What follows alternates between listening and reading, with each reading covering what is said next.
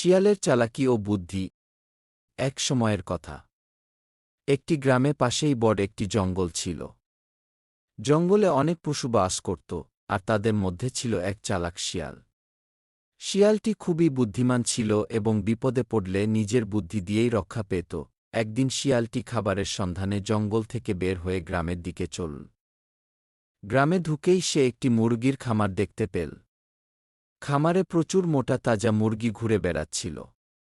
শিয়ালের মুখে পানি এসে গেল। কিন্তু খামারের চারপাশে একটি উঁচু কাঠের বেড়া ছিল, যা পেরোনো তার পক্ষে অসম্ভব। শিয়াল কিছুক্ষণ বসে ভেবে দেখল কিভাবে সে মুরগি ধরবে। হঠাৎ তার মাথায় একটি বুদ্ধি এল। সে জঙ্গলে ফিরে গিয়ে কিছু শুকনো পাতা ও লতা জোগাড় করল।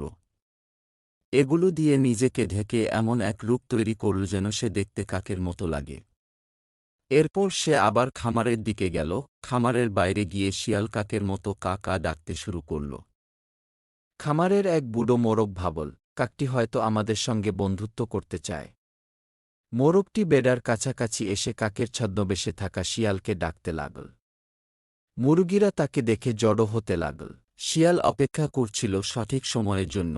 মুরগিগুলো যখন বেড়ার পাশে চলে এল, তখন শিয়াল দ্রুত লাফ দিয়ে একটিকে ধরে ফেলল। ধরা পড়া মুরগিটি চিৎকার করতে শুরু করল, আর বাকিরা ভয়ে পালিয়ে গেল। তবে এতক্ষণে খামারের মালিকও চিৎকার শুনে বাইরে চলে এল। শিয়াল বুঝতে পারল দ্রুত পালাতে হবে। সে মুরগিটি নিয়ে জঙ্গলের দিকে দৌড়াতে শুরু করল। মালিক পেছনে ধাওয়া করলেও শিয়ালের গতি এতটাই বেশি ছিল যে সে সহজেই পালিয়ে গেল। জঙ্গলে ফিরে শিয়াল তার শিকার নিয়ে খুশি মনে ভোজন করল।